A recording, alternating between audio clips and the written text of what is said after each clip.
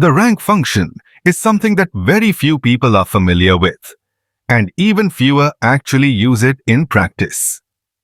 This is exactly why it's so important to understand how it works and how it can be helpful in real-life situations. Chances are, you'll find yourself in a scenario where you need to rank various items, like clients, suppliers, or employees, based on specific criteria. For example, if you're ranking clients, you might want to know which one generated the most revenue or gross profit. Or, if you're ranking suppliers, you might be looking for the one who invoiced the highest amount. Some people might approach this task by sorting the data manually using custom sorting in Excel. However, this method isn't ideal, as it alters your original data and takes away the flexibility that formulas offer.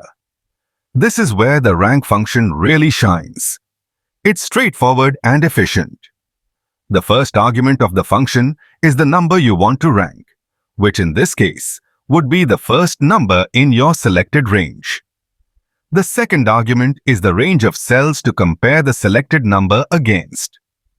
It's a good idea to fix the cell references now, as you'll likely want to copy this function downwards later. Once you apply the function, Excel will compare the number in the first argument to the rest of the numbers in the range you've selected. It's that simple. When you copy and paste the function down the column, you'll get the rank of each number in relation to the rest of the numbers in the range.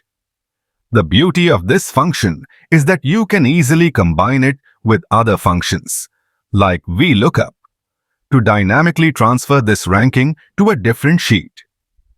Now, let's see this in action. Imagine you need to paste a list of your top 9 client accounts for the latest month.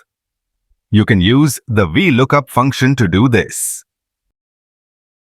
First, type equals VLOOKUP and then select the lookup value, which in this case is the value in cell B4. After that, select the table array where VLOOKUP will search for the lookup value, in this case, the cells B4 to C14 in the previous sheet. Don't forget to fix the table references so they stay consistent when you copy the formula. The next argument is the column index number, which we'll set to 2. Finally, use false for an exact match and hit enter. This will give you a list of your top 9 clients based on their rankings. To make sure everything is working as expected, let's test the formula. I'll change the name of client number 2 from Mahindra to Reliance and watch as the list automatically updates to reflect this change. This shows just how dynamic the formula is. If the rankings in the source sheet change, the list in this new sheet will update as well.